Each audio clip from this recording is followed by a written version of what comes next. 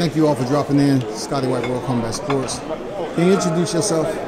I'm Destyne Butler, Sr. Destiny, Pretty Boy, Savage Butler.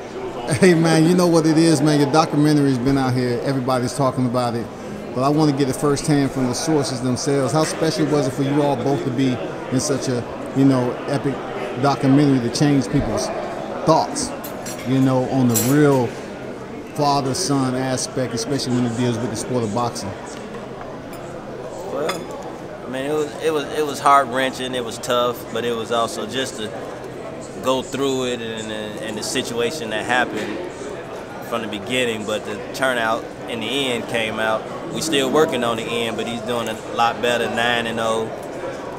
We following his dreams, and it was touching. It was good. How did the documentary come together? You have to have producers, you have to have the filmmakers and everything else. How did that come together for you? Some guys from Germany. Shout out to them. They were with us. They been following them. Okay, he was in not a documentary, in the Tribune magazine.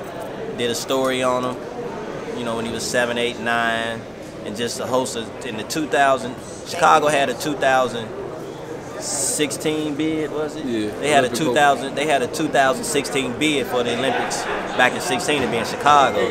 So he was like the poster child for the boxing part of the bid. They showed all across the world trying to get the bid. So then these guys, they seen that, and they was like, "Ooh, we want to see this kid. We see it's the father and son." Then there was another father and son, Kenny Sims, the Sims, and then they took both our stories and said 2 fathers from Chicago, 2 separate, 2 fathers, 2 sons. They both in their kids' life. You know how society might say a lot of black men are not in their kids' lives, which is not true. You know what I mean? We don't get the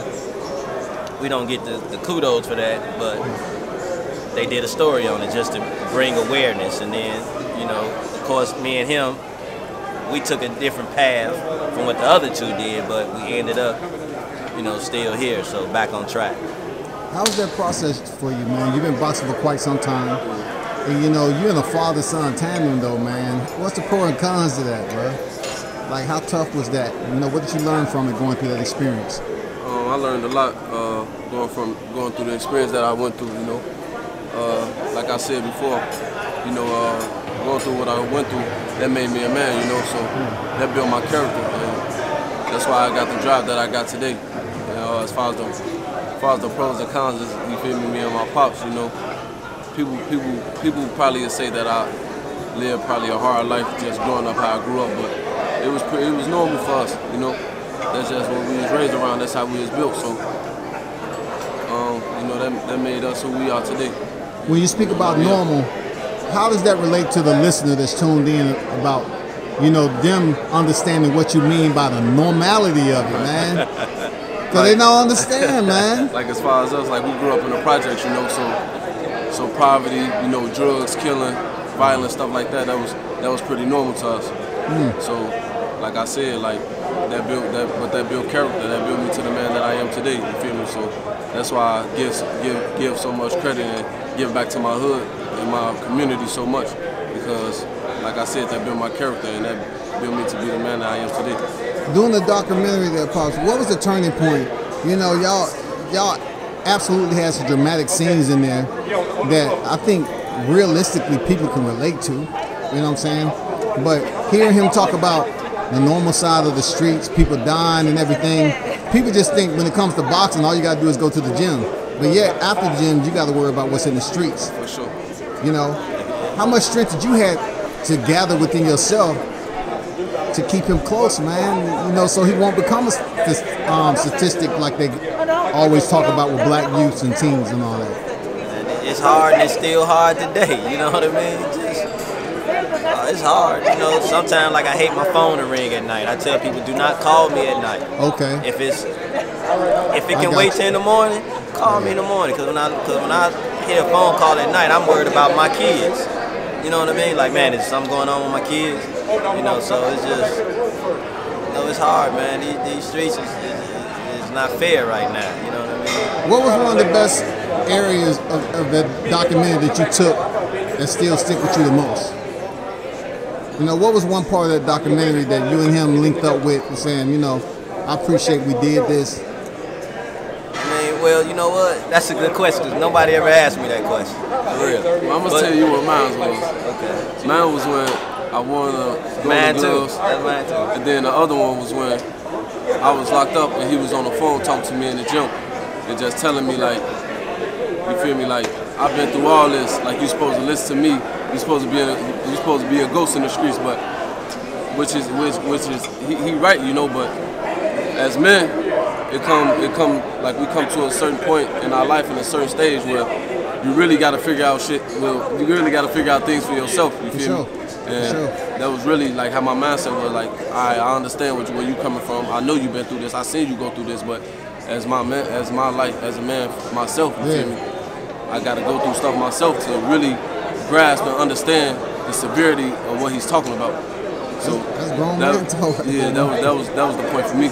All right, for sure, man. But how now to piggyback on that, if I walk that walk and I know what's happening, it shouldn't be done like that. You know what I mean? But I understand that. Like I said, I understand that. Like, we still battle this every day. He got his life, I got my life. You feel me? That's like me telling him like, man, I understand you can make, like me telling him like, go on the ring for 36 minutes, you can make $1 million, but it's a chance you can die now. You feel me? Yeah. Then he'd be like, I can die now? Ooh, but he's still thinking about that $1 million, you feel me? So, like, I'm giving him the good side and I'm giving him the bad side. But now it's up to you. It's your choice. It's your option on whether you want to do it or not. So that's how I look at it. We can debate back and forth. Yeah, I feel we can go back and forth. That's just us. You know what I mean? But I feel it's family at the end of the day, man. For sure. And you know, when these young men grow up, they always gonna have their own mindset. No doubt. But it's not like they totally forget what you taught them. Right. Exactly. They growing up, man. Yeah. Man, you undefeated right now, man. Talk about that streak, man. You 9-0, right? For sure. Hey, man, that's what it is. Yeah. So hopefully I got some more fights coming up, man. Hopefully y'all see me on TV soon. Weight class, man. Where you at? 147. 147. How you liking that right now? I like it. You think you're gonna campaign and you know be there for a minute? Okay. Sure. Man, you tall, rangy. You got good height for that division. Yes, sir. I mean, what do you see? You know, you talking about fighting on TV. I mean, who stands out to you in that division right now? Me. That's what I'm talking about, man. You see what I'm talking about? No, this dude right here, his whole mind, his whole mindset is different, dog. But to pay my respects though, because I ain't just gonna say me, because I definitely, you know, I feel you. Earl Spence, Terrence Crawford,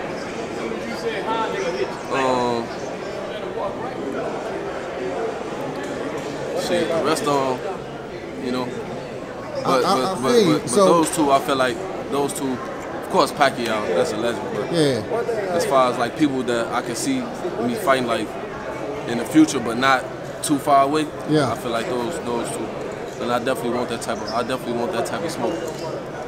You think Errol Spence, both of y'all? You think Errol Spence is healthy? You know, coming back from being ejected, you think everything's healed up, right? I do, because if he wouldn't be stepping in there. Okay, that's what they say, man. You know, from his father and everything.